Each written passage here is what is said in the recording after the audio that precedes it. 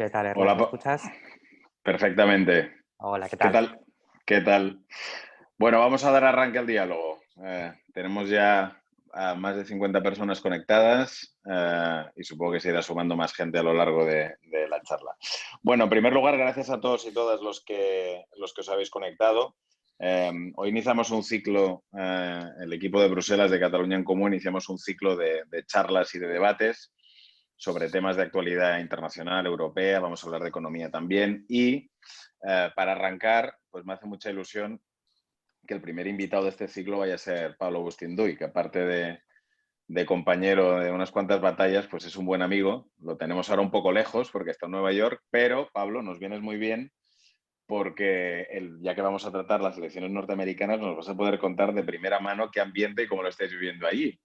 Así que nada, bienvenido. Bueno, para los que no lo conocéis, yo creo que todos los que estáis conectados conocéis a Pablo Agustín Duy y conectadas, pero os lo voy a presentar. Pablo fue diputado en el Congreso, él y yo nos conocimos en el Parlamento Europeo cuando él coordinaba la delegación de Podemos allí y ahora actualmente está dando clase en la universidad en Nueva York, en fin, y tiene un montón de cosas publicadas sobre relaciones internacionales y filosofía, que creo que es una de tus especializaciones.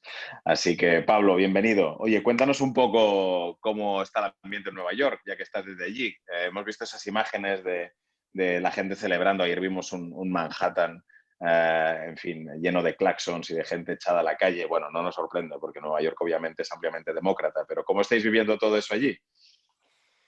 Pues, ¿qué tal, Ernest? Hola a todo el mundo. Un placer volver a verte, aunque sea por aquí, y recordar aquellos tiempos pasados. Parece mentira que hayan pasado solo 20 años, ¿verdad? Desde Casi. aquello. Casi, casi. Pues ayer en Nueva York fue una ocasión especial. Claramente había una atmósfera casi de carnaval. Yo, de hecho, lo puse en Twitter. Me enteré de la noticia después de una semana actualizando el Twitter permanentemente. Me enteré por la calle, por los gritos. Hubo una cacerolada, los coches empezaron a pitar, la gente se saludaba por la calle. Hubo un ambiente de fiesta. Sobre esto también vi la reacción en España y en muchos sitios, que era como alegrarse de una victoria de Biden, como si no supiéramos quién es Biden, etcétera, ¿no? Y era un poco cansino ese modo de interpretar porque lo que la gente estaba celebrando ayer no era eso. Ayer la gente estaba celebrando la caída de Donald Trump, que se percibió en muchos lugares del país como una auténtica liberación. Para mucha gente, estos han sido años muy duros en este país. Y ayer era un momento simbólico en el que se festejaba que una movilización sin precedentes, en muchos casos empujada además por la gente que más ha sufrido esas consecuencias de la presidencia Trump, bueno, pues estaba disfrutando, ¿no? Celebrando el día de la caída de este personaje, ¿no? La administración Biden hasta enero no empieza, entonces ahí empezará un ciclo político nuevo, empezará una batalla nueva, y la izquierda creo que lo tiene muy claro, pero ayer tocaba celebrar y la ciudad se entregó a ello, parecía Nueva Orleans por momentos, con bandas de música, la gente saludándose por la calle, y además en este año 2020 casi decía, había gente que decía la primera buena noticia del año, ¿no? Entonces hubo como un estallido de fervor celebratorio por la caída de Trump. Sí, sí. Bueno, se vio ayer de una manera muy clara la emoción, ¿no? Yo vi un montón de gente llorando por la calle, hasta, bueno, ayer supongo que se hizo viral, ¿no?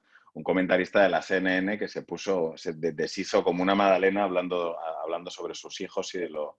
Bueno, expresaba algo que yo creo que es muy real, ¿no? Que en estos últimos tiempos ha habido gente que ha vivido con miedo, ¿no? Por todo lo que Donald Trump ha alimentado en la sociedad norteamericana, ¿no? Decía este tipo, bueno, ha habido gente que le empezaba a dar miedo bajar a comprar, meterse en una tienda, por lo que le dirían, por su condición racial. Bueno, han sido unos años muy duros, ¿no? En Estados Unidos. Mm. Y había una sensación de fortísima ansiedad ante estas elecciones. Yo escribí una crónica la semana anterior y la titulé así, la llamé Ansiedad electoral en Estados Unidos, porque la incertidumbre, el escenario que ha conseguido generar Donald Trump, preparando el terreno para desconocer el resultado, para trincherarse en la Casa Blanca, además generando una movilización extraordinaria de sus bases, ¿no? El resultado que ha sacado Trump es muy significativo y de hecho ha conseguido mantener la incertidumbre durante 4 días. El recuento, de hecho, todavía no ha terminado, ¿no? Pero el hecho de que hayamos estado 4 días sin presidente, por así decirlo, sin saber quién había ganado las elecciones, ha contribuido a generar una sensación de ansiedad, el qué va a pasar. En este país hay una tradición profunda también de pensamiento distópico, ¿no? Como reflejan las películas, entonces se alertaba sobre el riesgo de una confrontación social en un país que está fuertemente armado, donde se habían, digamos, disparado las tensiones. Entonces, claro, ayer por concluir esa primera fase, por lo menos, pues generó una sensación de cierto alivio colectivo. Claro, yo hablo desde Nueva York, que es una ciudad que vota al 90% demócrata, ¿no? Entonces, cuando ves el mapa, publicaban el mapa por barrios y es bastante impresionante porque además no conoce, a este sí que es un voto, digamos, interclase.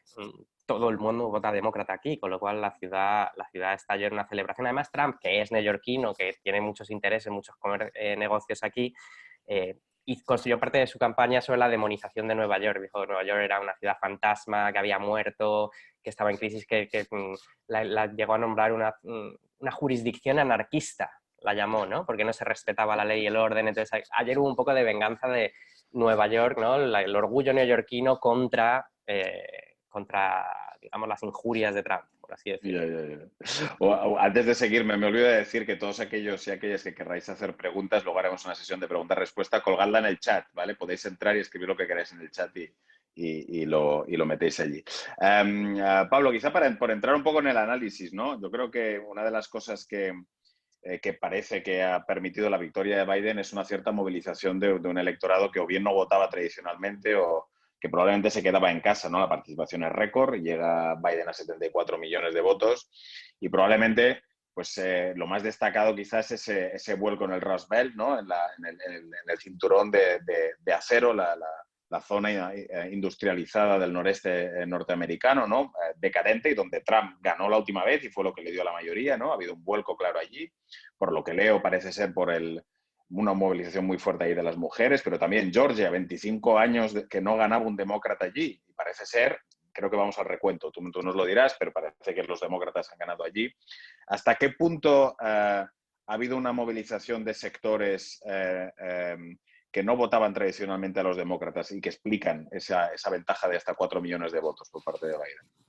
Sin duda ha sido un factor determinante. Y claro, ahora hay una batalla interpretativa, el análisis es muy complejo porque es un continente, además al votar por estados, al ser una elección indirecta, pues digamos hay muchos factores que intervienen en cada uno de los lugares, pero es uno de los hechos más significativos. Claramente el resultado final ha dependido de esa capacidad de los demócratas de reconstruir lo que se llamaba aquí el Blue Wall, ¿no? El muro azul, que eran los estados industriales del norte.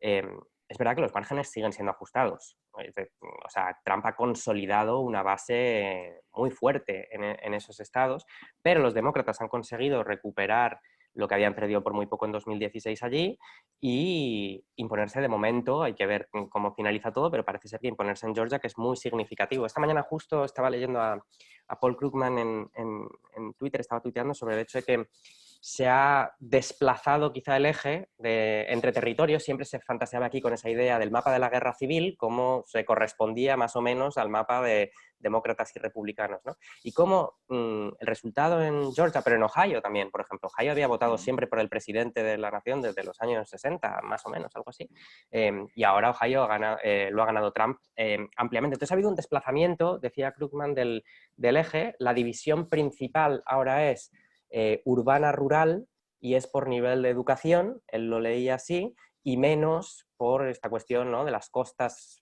frente al sur, etc. Es que esa movilización ha sido general.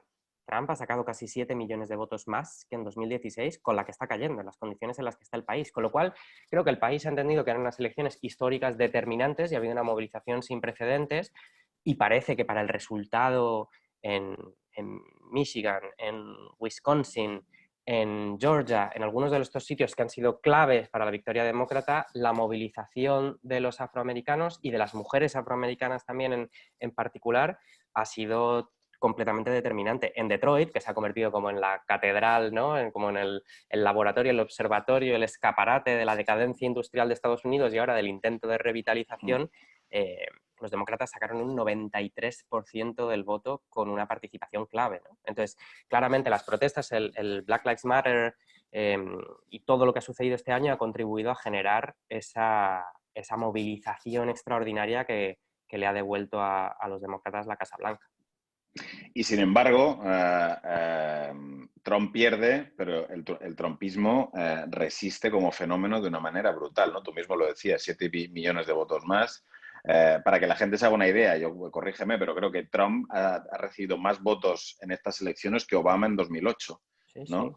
Lo cual es brutal, ¿no? ¿Hasta qué punto los demócratas han logrado la victoria electoral, pero no han logrado desmontar el trumpismo? Te leía en un artículo que publicabas en público al poco de abrirse las urnas.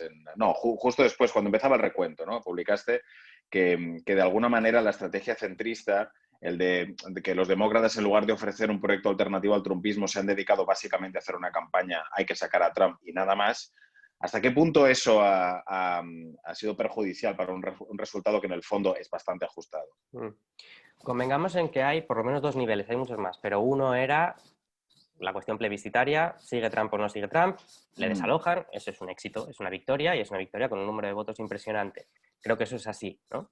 Pero claro, por debajo, cuando queremos leer el resultado en toda su complejidad, el resultado no es bueno para los demócratas.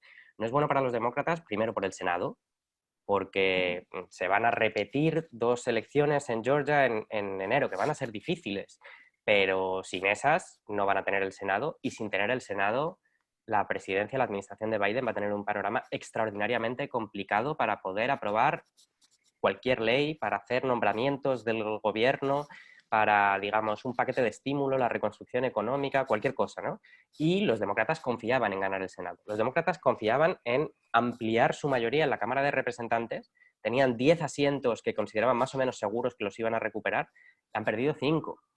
Por debajo de ese nivel, en el nivel estatal, han perdido casi todas las elecciones. Y en la Cámara de Representantes, cuando miras el resultado de demócratas y republicanos, están prácticamente empatados. Están menos de un punto porcentual por encima los demócratas. Con lo cual, el comportamiento de los electores ha sido, en cierto modo, binario. Se han votado por una cosa en las presidenciales y, en muchos casos, por otra en los niveles de abajo. Y eso es un mal resultado para los demócratas porque va a abrir un ciclo muy difícil. El trumpismo, como dices, ha dado una formidable demostración de fuerza. En un año que empezó con el intento de destitución del presidente, con unas primarias demócratas agitadísimas, con la pandemia, el mayor crash financiero y económico en un siglo, las mayores movilizaciones sociales, con Trump, que contrajo el coronavirus y casi se muere, que ha forzado la máquina hasta un extremo inimaginable. En esas condiciones, el resultado que ha sacado es extraordinario y da que entender que Trump no es una anomalía, no es, en 2016 se leyó que era como una gran expresión de rabia, ¿no?, del electorado, o una disfunción del sistema político y cultural americano que había producido esta aberración de Donald Trump. Bueno, pues el trumpismo ha demostrado que es un sujeto político real, que tiene un programa económico, que tiene un programa identitario, que tiene una idea de qué es Estados Unidos y qué debe ser, de cuál es su papel en el mundo, y eso sale reforzado. Es decir, la conquista que Trump había hecho del Partido Republicano es algo que va a permanecer y ha reorientado el mapa ideológico en el país. O sea, hay trumpismo para rato, y creo que la polarización, la división, la separación social que hay va a ser muy difícil que amaine, va a ser muy difícil que desaparezca, y va a representar un problema de gobernabilidad muy fuerte para la presidencia de Biden. Sí, porque parece bastante claro que las élites tradicionales del Partido Republicano no van a poder recuperar el mando tras esa derrota de una manera tan sencilla, ¿no? Yo creo que hay dos fases en esto, ¿no? La primera que te quería preguntar es, también para que nos hagamos una idea de lo que tenemos por delante, parece que Trump lo tiene bastante jodido, digamos, para impedir, vía judicial, impedir la presidencia de Biden. No creo, si no me equivoco, que el 14 de diciembre se reúne el colegio. Hoy hemos visto a Rudy Giuliani en un espectáculo lamentable diciendo que los tribunales decidirían y tal, pero eso parece que tiene poco recorrido, ¿no? Y por lo que he visto también, ni la Fox le acompaña en la estrategia del fraude. He visto a Mitt Romney también desmarcándose. O sea, yo creo que en esa aventura probablemente se va a quedar bastante solo, corrígeme si estoy equivocado, y no va a tener mucho recorrido. Pero algo es esto, una cosa es eso. y la otra es la fuerza y el empuje que tiene el trumpismo, que creo que eso va a secuestrar a los republicanos durante un periodo más largo de tiempo, me da la impresión. No sé si coincides con ello. Sí, en la parte jurídico-institucional, o sea, Trump va a lanzar todas sus batallas legales, ya están en marcha en Wisconsin, en Michigan, en Pensilvania, en Georgia van a pedir los recuentos, van a denunciar las papeletas, van a agotar toda la vía administrativa, lo que además para Trump es un modo de vida. O sea, Trump, leía el otro día que ha acumulado 3.600 pleitos en su carrera. O sea, él ha construido su perfil, ¿no?, y su fortuna a través del litigio, ¿no?, jurídico. Entonces va a llegar hasta donde pueda. Bastante ha hecho con sobrevivir 5 días a las elecciones, manteniéndose vivo, que es lo que le ha permitido pasar a esta fase. Pero parece que el resultado es lo suficientemente holgado. O sea, todo tiene pinta de que Biden se va a imponer en prácticamente todos los estados que estaban en disputa todavía, ¿no? Entonces el resultado debía ser lo suficientemente holgado para impedir que eso tenga un gran recorrido, y su idea de atrincherarse, a ver, todo está por ver. El colegio electoral, como bien sabes, es un órgano indirecto en el que nada obliga a quienes están allí a votar lo que han dicho en sus estados. Y ya Bush, en el Bush contra Gore del año 2000, ya en Florida habían convocado una sesión de las cámaras estatales de Florida para mandatar a sus elegidos al colegio electoral para que votaran por Bush independientemente de cuál fuera el resultado electoral. O sea, que se puede hacer. Eso se puede hacer. Pero parece que también el giro de timón mediático, lo que hizo la Fox, etcétera, era una manera como de parar los pies y de neutralizar ese peligro, es decir, ante un presidente que no reconoce su derrota, vamos a generar un escenario en el que esto sea inviable resistirse, ¿no? Luego está el nivel político, y en el nivel político ideológico, claramente Trump está fabricando un relato, que es lo que hace permanentemente. Él va a fabricar el relato de que le han robado las elecciones, que él no ha perdido. Eso le permite tener una salida más o menos digna también, en el sentido de que Trump, por su propia psicología, es incapaz de reconocer una derrota, pero claro, eso le da una plataforma discursiva muy fuerte para su eventual regreso en 2024 y para mantener movilizada y estructurada la base del trumpismo, que la ha construido desde fuera como un asalto al aparato del Partido Republicano, y que además no ha parado de radicalizarse. Es decir, la base social del trumpismo es mucho más radical que Trump, sobre todo en los extremos, ¿no?, de QAnon, de la alt-right, de, digamos, el supremacismo blanco, que están, digamos, movilizados más que nunca y que han polarizado esa base. En las primarias republicanas se están imponiendo cada vez candidatos más extremistas y el centro moderado está huérfano, en cierto modo, ¿no? Entonces yo creo que ese desplazamiento ideológico tiene vocación de permanencia y que Trump va a seguir operando con él. Y eso nos dibuja un escenario, Pablo, de una cierta, sin duda, inestabilidad en la primera fase, sin duda, de la presidencia de Biden, ¿no? O sea, entramos en una primera etapa. Yo coincido contigo, creo que la vida judicial tiene un recorrido muy corto. Biden será presidente en enero, sin duda. Pero claro, con un trumpismo reforzado, sin mayoría en el Senado, a la espera de lo que pase en Georgia. Escribía Edward Luce en el Financial Times ayer que Biden tendrá entre manos un país ingestionable. Bueno, no sé si eso es demasiado exagerado, pero va a tener un arranque de presidencia muy complicado, ¿no? Muy difícil. Es que la separación de poderes aquí es real y se puede utilizar para generar escenarios de atrofia institucional. Por eso era tan importante el Senado. El Senado, al ser una Cámara de representación territorial, está pensado como un contrapeso a la participación democrática, en realidad, al peso del voto democrático. Entonces, ya de por sí, los demócratas necesitan sacar 6 puntos más que los republicanos para imponerse en el Senado. Por eso esta era una muy buena ocasión. Las encuestas le daban a Biden 8 puntos de ventaja y ellos habían identificado hasta 6 asientos en el Senado que parecía posible que pudieran recuperar. Es que solo han recuperado uno, pero además es que han perdido otro. Sin mayoría en el Senado va a ser casi imposible que haya una acción legislativa. O sea, el margen de acción política se reduce muchísimo, se estrecha muchísimo. Además, con un Tribunal Supremo con una clara mayoría conservadora, que ahora de lo que se está discutiendo a ese nivel es si puede haber retrocesos en la regulación del aborto, o en el matrimonio de personas del mismo sexo, etcétera, etcétera. Con lo cual, digamos que el escenario es muy difícil a futuro. Además, en 2022, las midterms que que vendrán para el Senado, los demócratas tendrán que defender ahí asientos que ganaron en estados muy republicanos, que ganaron en 2018 en una ola azul que se impuso como contrapeso, porque esto suele pasar en el país. Se vota un presidente y en las midterms normalmente se vota el partido de la oposición, suele ser la lógica política, ¿no? Entonces en 2022 puede ser todavía más difícil para los demócratas. Normalmente un presidente tiene los 2 primeros años para avanzar en su agenda legislativa y después, eso de ahí viene lo del sitting duck, ¿no? Cuando un presidente pierde las mayorías y ya en la segunda mitad de su mandato le cuesta mucho hacer nada. Bueno, Biden puede encontrarse así desde el día 1, desde el día 1. Lo que para esos temas, ¿no? Mencionaba antes algunos, el estímulo económico, que ha estado paralizado por las elecciones hasta ahora, reconstrucción económica, reforma fiscal, legislación de cambio climático, reforma educativa, reforma sanitaria, todas las cosas esenciales, es que hasta los nombramientos, es que puede haber un escenario en el que Biden no pueda nombrar a cargos clave de su gabinete. Con lo cual, para los republicanos, no sé cómo alguien lo llamaba, decía, van a tener un escenario de inmenso poder sin ninguna responsabilidad, que es la manera en la que pueden bloquear el país y eso puede dificultar muchísimo a Biden mantener las expectativas que se han generado, que él ha generado de retorno a la normalidad, ¿no? ¿Qué quiere decir normalidad en el 2021 de la pandemia, etcétera? Entonces el escenario es muy difícil para los demócratas y de hecho no están contentos, dentro del partido no están contentos con el resultado. No, claro. Y bueno, además yo creo que aquí el tema es, tendrá muchas dificultades por el marco institucional con el que se encuentra, por la configuración de Supremo, Senado, Cámara de Representantes.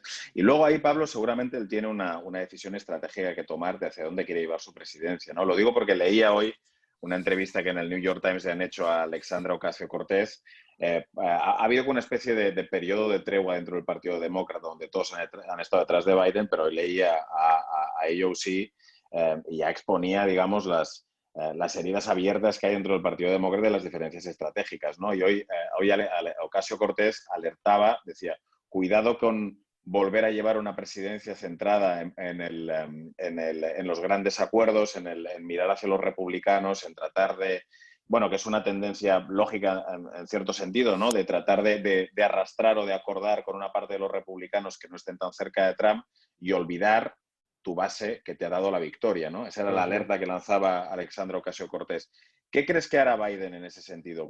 ¿Y cómo se va a resolver esa pugna dentro del Partido Demócrata? Él es alguien que viene del establishment demócrata, que, en fin, no es un izquierdista, ni mucho menos. Él era el representante en las primarias del Partido Demócrata de la opción centrista, ¿no? ¿Cómo crees que se va a desarrollar esa pugna?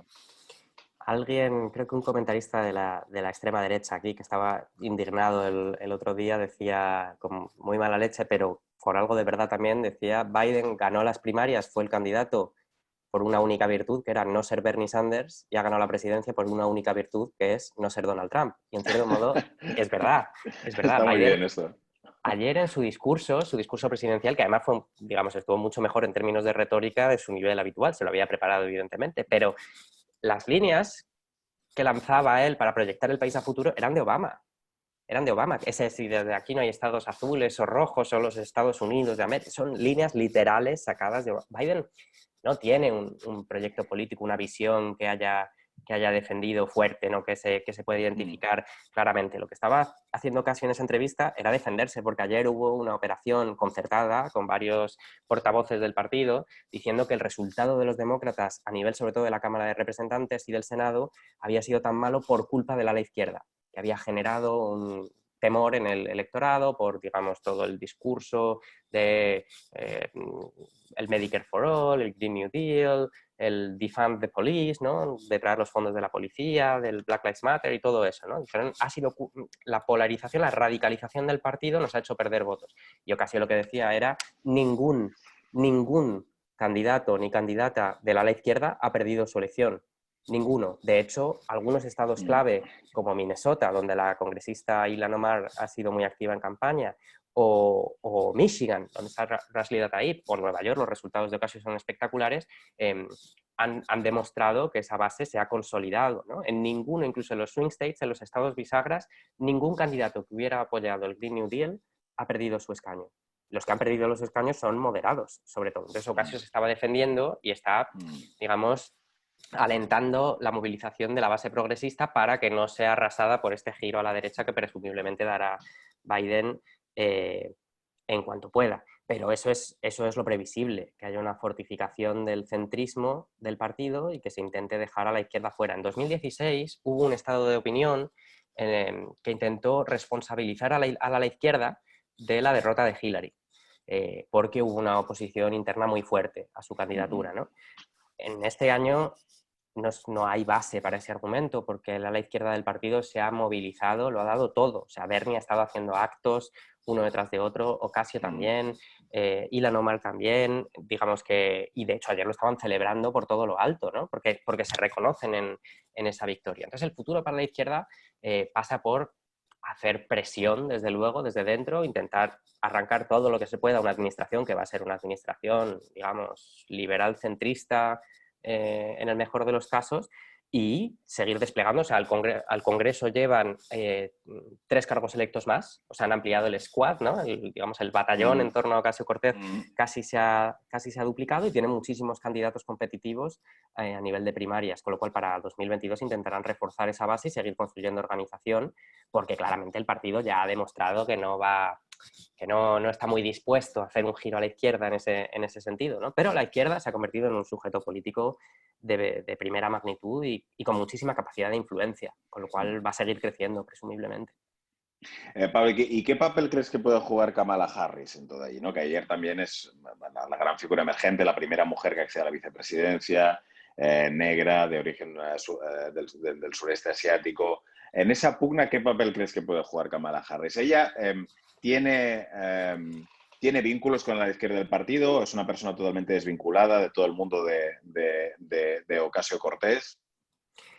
Es paradójico, es complejo, porque el historial de voto como senadora de Kamala Harris es bastante progresista. De hecho, ella había apoyado el Green New Deal y toda una serie de temas de legislación social, subidas del salario mínimo, etc. Luego su historial, sobre todo como District Attorney, fiscal general de California, era bastante ambivalente, y luego es, digamos, una política extraordinariamente pragmática, y ha ido girando, se ha ido moderando una vez que ha conseguido la nominación a la vicepresidencia. Digamos que ha asumido la línea de Biden y no es percibida como una aliada por, digamos, el sector izquierdo del partido. Pero sí es verdad que tradicionalmente, para los estándares centristas, es una mujer progresista, aparte de lo que representa. Había mucha gente ayer también, esta lectura, ¿no?, de desenmascarar a Kamala Harris, ¿no? Como si, sí, mucha historia. A ver, es un hecho extraordinariamente significativo. Es la primera mujer vicepresidenta, además,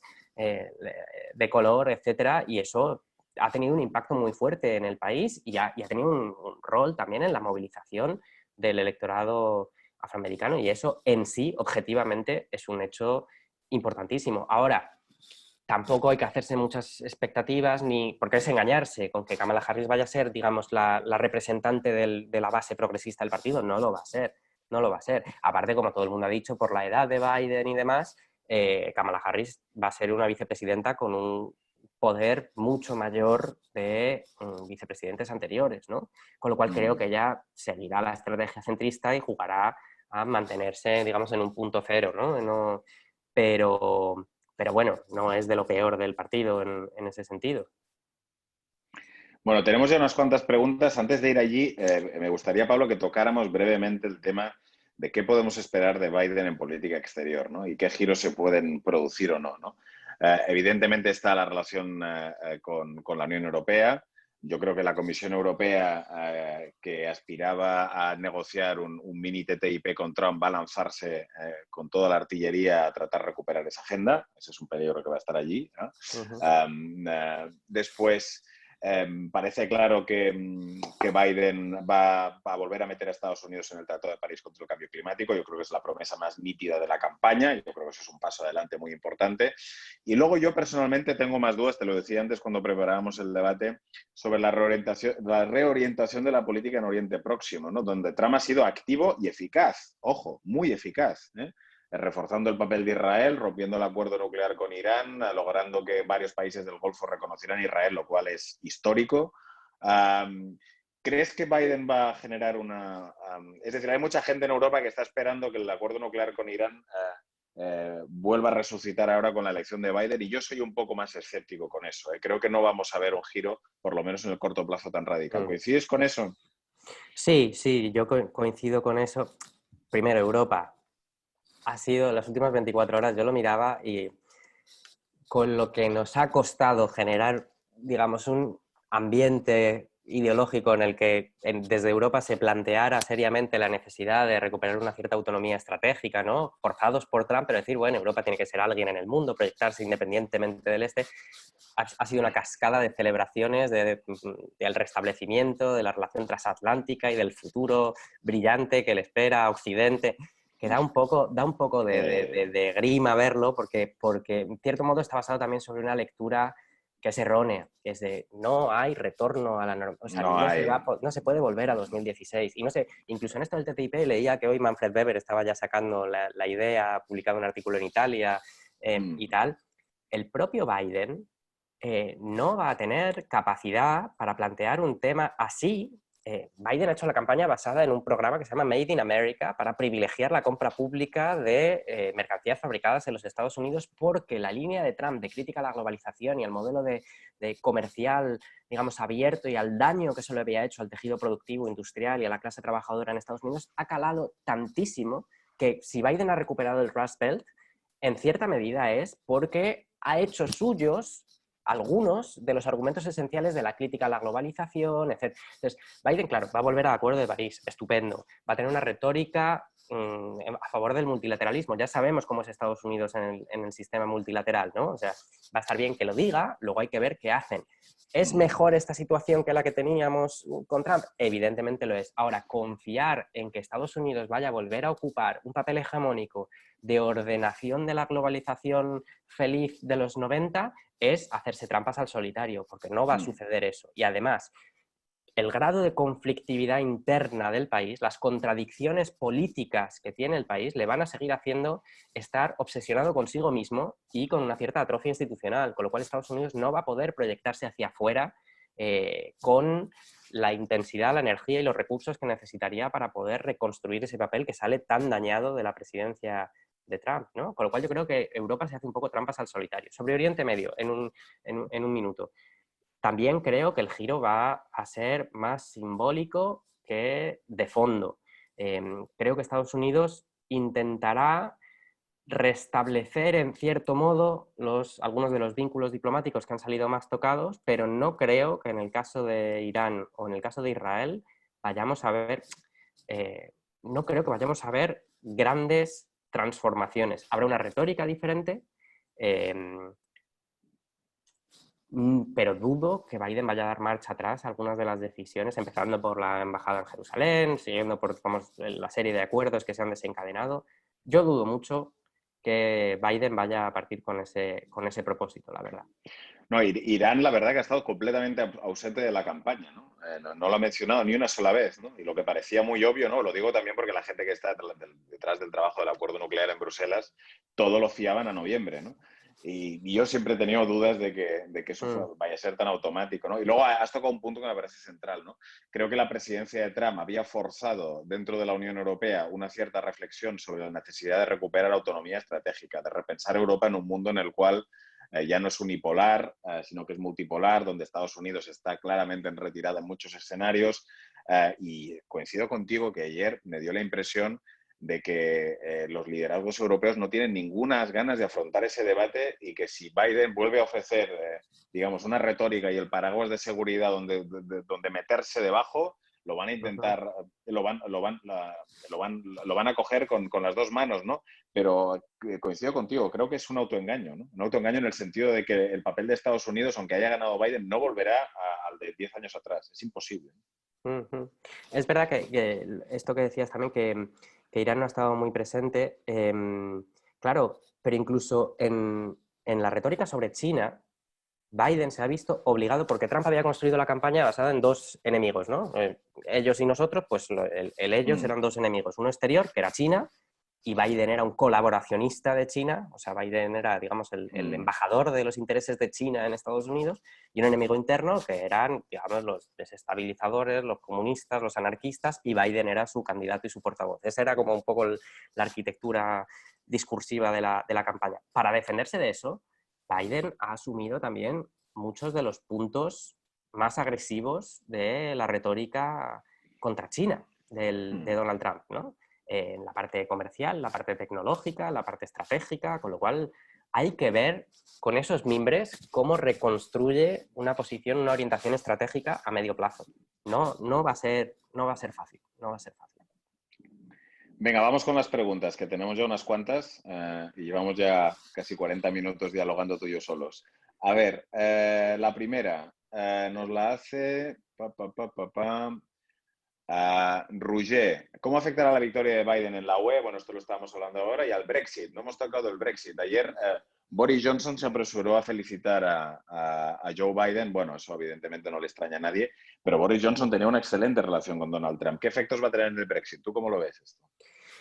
Bueno, pues Johnson ha perdido un aliado clave. Se especulaba mucho con esta fantasía, ¿no? Le llamaban los Reunited States, los Estados Reunidos, que era como la relación entre la metrópolis y la colonia invertida ahora, ¿no? Como que el Reino Unido iba a tener en el abrazo estadounidense, iba a encontrar ahí un bloque alternativo que, digamos, prometía un futuro próspero y tal. Además, Biden es de origen irlandés y ha construido toda su trayectoria política con una mitificación de esos orígenes y tal, ¿no? Con lo cual, los irlandeses están contentos porque dicen va a ser particularmente sensible a nuestras reclamaciones sobre el tema de fronteras y tal.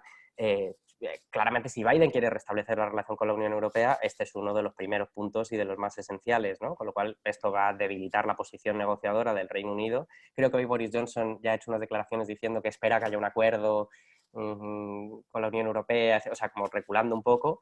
Y creo que para el Reino Unido se complica, claro, su cálculo estratégico estaba hecho en un mundo que también va a cambiar, que no es el que se van a encontrar ahora, ¿no? Con lo cual, para el Reino Unido creo que es una mala noticia en general.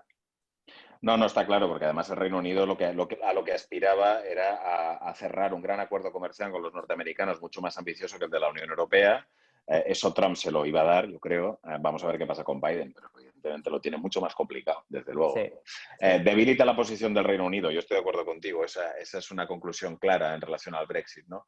Segunda pregunta, Marcelo, ¿cómo van a cambiar las relaciones Estados Unidos-Europa? ¿Ayudará a Europa a ser más unida y federal?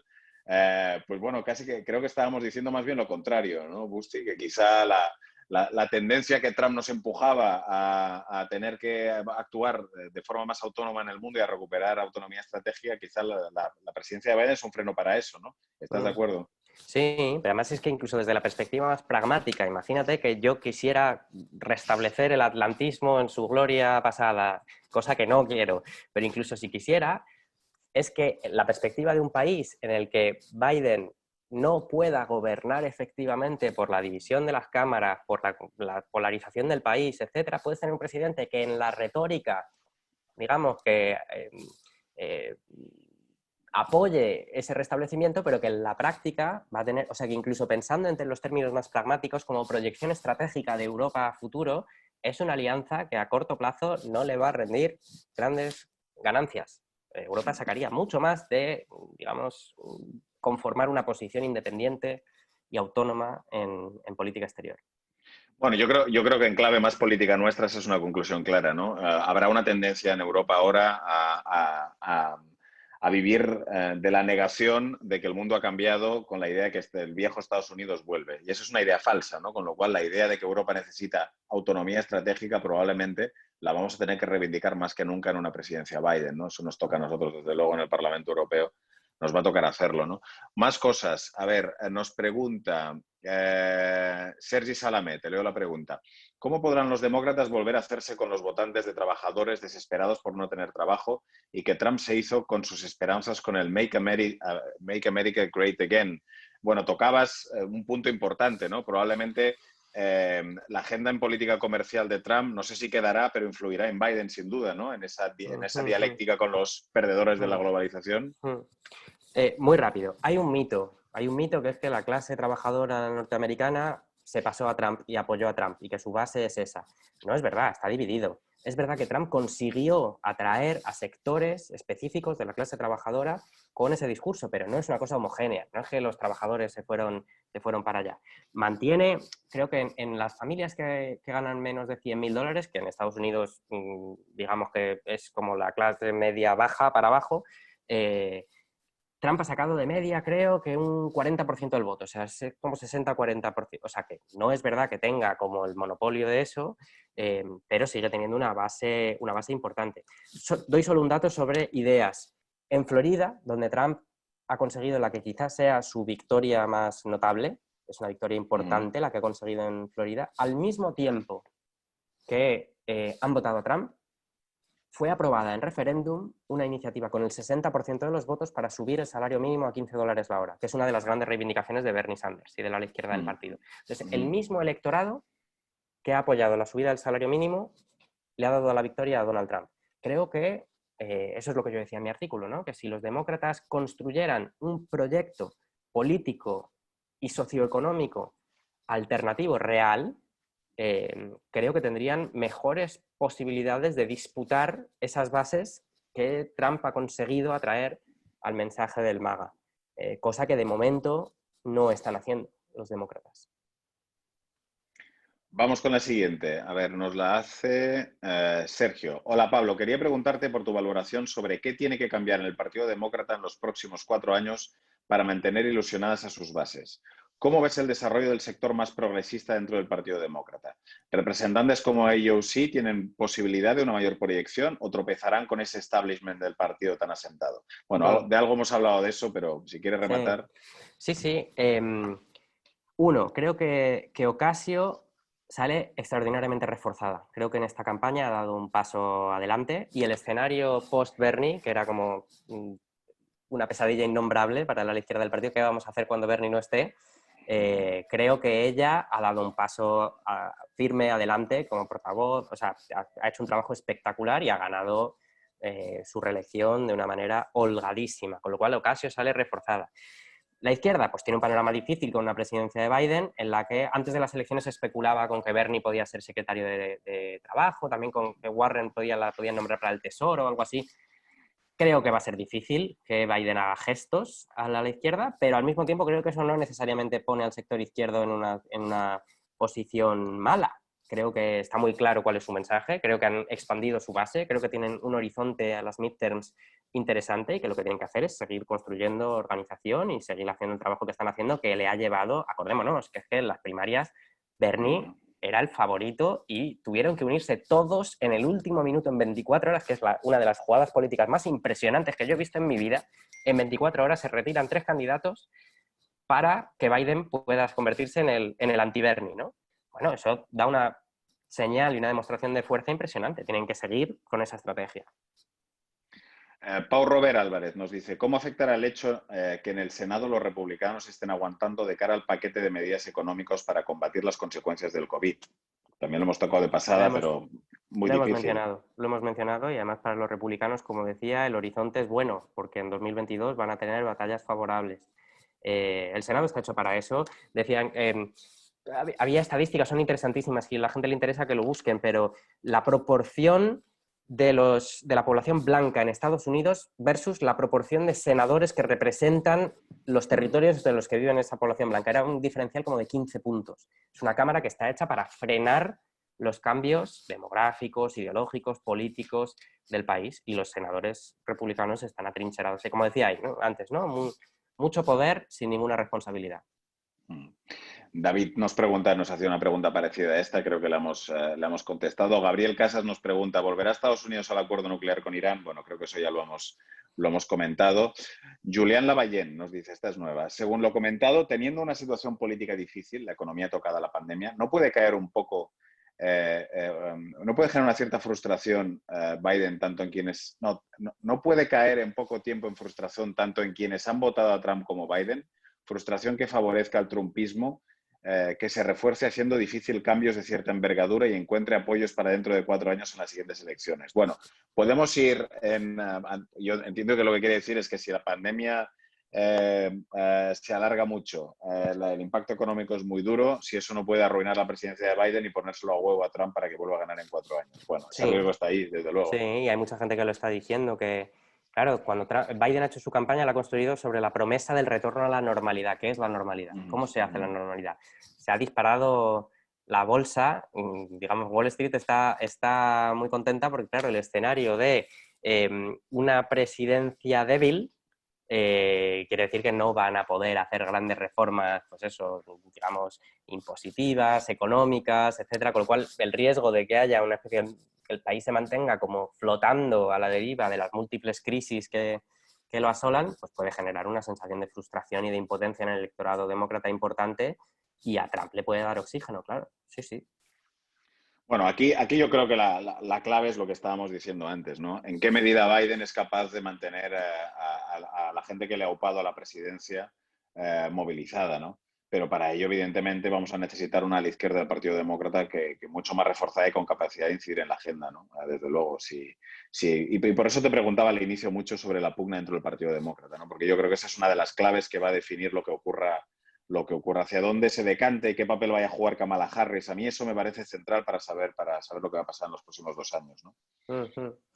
Es verdad, los primeros indicios no son muy halagüeños, como decía antes, entre otras cosas porque por cómo funcionan los partidos aquí, que son muy distintos a cómo funcionan en Europa, las primarias introducen un componente agonístico desde el principio que hace que el establishment del partido vea a la izquierda como una amenaza permanente, porque la manera en la que está creciendo el ala izquierda es destronando candidatos, así salió Casio, por ejemplo, ¿no? Destronando a candidatos tradicionales del centrismo, con lo cual les ven como una amenaza real, lo que hace que no sea fácil. Por eso el escenario mejor era con una mayoría en el Senado exigua, aunque fueran de 51, pues ahí Sanders y Warren, por ejemplo, pues se vuelven imprescindibles.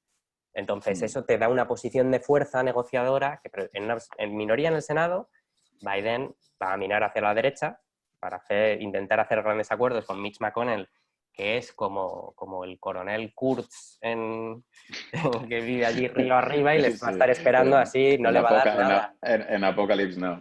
O sea, no le va a dar nada, nada. Ya. Claro, entonces Biden va a estar en esa guerra, la izquierda va a estar, sí, va a ser complicado. Pero bueno, Oye, tenemos la tira de preguntas, no para de caer preguntas, pero bueno, nos quedan unos minutos, voy a intentar a ver si podemos resolver el máximo posible. A ver, el Obamacare, el tema sanitario, ha sido una de las promesas de Biden en campaña, ¿no? Yo de lo que vi de los ejes de Biden en campaña eran las inversiones verdes y ampliar la cobertura sanitaria. ¿Cómo está ese tema? ¿Trump realmente desmontó el Obamacare?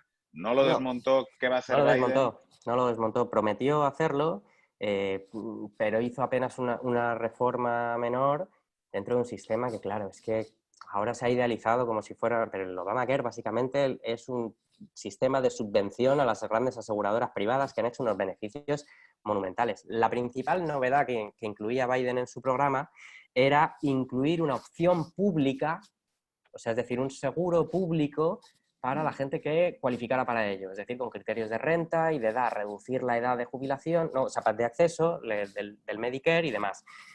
Pero claro, es que el Tribunal Supremo tiene previsto, creo que es para el mes que viene, una vista en la que van a entrar a juzgar la constitucionalidad de uno de los mandatos esenciales del Obamacare. O sea, que es que la puede tumbar el Tribunal Supremo. Entonces, si el Tribunal Supremo tumba lo que queda de lo que hizo Obama, que ya entonces no era ni muy ambicioso ni especialmente eficaz, pues el panorama es muy complicado. O sea, por cierto, lo mencionaba antes, ¿no? Los candidatos progresistas que han firmado el Medicare for All, ninguno ha perdido. Porque y hay una encuesta de la Fox, o sea, no muy sospechosa de parcialidad, entre todos los votantes a nivel nacional, que decía que el 72% de los votantes apoyan un sistema público de salud en alguna de sus formas, ¿no? Entonces, eso es un tema que es extraordinariamente popular. Biden ya, por ese miedo a ser tildado de extremista, había renunciado al Medicare for All y lo había reducido a una opción pública parcial, que ya es algo que Obama descartó en su día, cuando entonces estaba sobre la mesa, y el panorama para eso no es muy halagüeño. Si mayoría en el Senado no lo va a poder hacer y espérate que sobreviva el Obamacare si no lo tumba el Tribunal Supremo. Los demócratas están traumatizados todavía por el intento de Hillary en los 90, en la presidencia de Bill Clinton, de hacer un sistema universal de salud, que fue, digamos, la muerte política del clintonismo porque le salió muy mal. Y siguen traumatizados por eso, aunque los números hoy son los que son. Si es que con la pandemia hay 40 millones de personas que han perdido el trabajo y que se han quedado sin seguro sanitario. 40 Entonces, millones, ¿eh? claro, claro, que era el mismo porcentaje de trabajadores pobres, el mismo número de trabajadores pobres que había antes, ¿no? Entonces es un tema extraordinariamente popular, pero es eso. Primero reducen la ambición y después se encuentran con una situación en la que probablemente no lo van a poder hacer. Otro tema nuevo que no hemos tocado, Ariadna Parlade. América Latina, ¿qué podemos esperar? Cuba, Venezuela, México. Dice, a diferencia de otros presidentes, los mandatarios de México y Brasil se han abstenido de comentarios sobre la victoria de Biden. No he visto nada sobre López Obrador, la verdad, es verdad. ¿Qué esperas de eso? Sí, lo de López Obrador no lo he leído, pues lo he visto esta mañana en un artículo que me parecía sorprendente, que o sea, no ha felicitado todavía a Biden, no sé muy bien por qué. Bueno, Bolsonaro, de eso sí se ha escrito bastante en estos días, por lo visto salió a declarar que después de todo Trump no es la persona más importante del mundo, ¿no? Bueno, ojalá esto sea un augurio para que él sea el siguiente. Sobre América Latina, creo que aquí la lectura es ambigua. Uno, seguramente se reconducirán algunas de las posiciones más extremas que han defendido los halcones de Trump, o sea, los Elliot Abrams, los Boltons, todos estos, o sea, presumiblemente por lo menos en las formas se rebajará el tono, pero cuidado con una cosa, el resultado en Florida y en Texas es traumático para los demócratas, porque los resultados de Trump entre los latinos son extraordinarios en ambos estados. Los demócratas contaban con que el voto latino en bloque, por el cambio generacional y demás, era destino demográfico, le llaman aquí, ¿no? Que con el tiempo, con el crecimiento de esa población, los demócratas acabarán ganando Texas y todo, ¿no? Este resultado prueba que el voto latino no es homogéneo, no es en bloque, así como en Arizona ha sido clave para ganar el estado, en Florida ha sido clave para perderlo, y especialmente el voto de los cubanos americanos y de los venezolanos allí, con lo cual ya la posición de por sí del Partido Demócrata sobre estos temas, bueno, pues tiene mucho de intervencionista, y yo tampoco espero, o sea, espero un cambio en las formas, seguramente, pero en el fondo, sobre estos países, hay que ver si Biden, esto sí es interesante, hay que ver si Biden se atreve a retomar digamos, la relación con Cuba donde la dejó Obama. Eso sí es una de las cosas más prometedoras que había hecho Obama al final de su presidencia y que Trump, como todo lo demás, pues lo ha destrozado. Hay que ver si ahí se atreve a hacerlo, ¿no? Pero vamos, Desde en ese... general para la región diría que pues eso es alivio en cierto modo, las posiciones golpistas más duras pues se alejarán de la administración, pero bueno, tampoco nos vamos a hacer ilusiones a estas alturas sobre el papel estabilizador de Estados Unidos en América Latina, ¿no? Lo mejor que podría pasar es que lo dejaran tranquilo y eso pues, nunca ha sucedido. O sea que... Nunca sucede. Pablo, te hago, venga, las dos últimas. Mario Díaz, temas nuevos todos los dos. Nos dice, ¿cómo de simbólica es la vuelta de Estados Unidos al Acuerdo de París, teniendo en cuenta que Ernest Moniz está a cargo de la energía? Yo no sé quién es Ernest Moniz, quizá tú lo sabes. Supongo que es la persona encargada de todos los temas energéticos con Biden. Pero bueno, ¿crees que va a haber un cambio en política energética? Porque los demócratas están tan capturados por los grandes intereses energéticos americanos como los republicanos. No sé si ahí podemos esperar demasiado. Bueno, y ese es el principal giro quizá ideológico que dio Biden en la campaña sobre el fracking para intentar ganar Pensilvania y demás, ¿no? Dio marcha atrás completamente. Ya su plan del Green New Deal era una caricatura de lo que era la propuesta original. Sobre eso lo han recortado y además no van a tener la capacidad institucional de sacarlo adelante, con lo cual el panorama... A ver, también es que Trump ha desmantelado completamente las agencias de protección del medio ambiente en Estados Unidos, la regulación ambiental, hidrocarburos, con lo cual lo ha llevado a un extremo tal que el restablecimiento de las medidas de la era Obama ya se verá como un triunfo, en cierto modo, ¿no? Ahora, para una agenda ambiciosa, para lo que habría que hacer, muy difícil, muy difícil. Volverán al Acuerdo de París, creo que eso es una buena noticia, habrá que reconocerlo así, pero capacidad de liderazgo y de iniciativa en la materia, no, yo no esperaría que vaya a ser de nuevo. Podremos tener la retórica, pero va a ser muy difícil que haya un avance material real en la cuestión. Muy difícil. Aunque el tema está en agenda, ¿eh? Es extraordinariamente importante para la población joven que también se ha movilizado de forma histórica. Y la base del Partido Demócrata lo sabe, Ocasio está haciendo un trabajo formidable con eso. Mira, te voy a hacer. Hay muchos temas que no nos ha dado tiempo a tocar. No hemos hablado de China, por ejemplo, pero bueno, hay otro tema que no hemos tocado que creo que es muy importante, que es el tema migratorio. Nos pregunta Ruth Ferrero. Hola, Pablo. Se dice que será Kamala la encargada de la reforma de la política migratoria, Kamala Harris, pero yo no he escuchado un cambio sustantivo en la materia. ¿Es esta política objeto de discusión dentro del Partido Demócrata?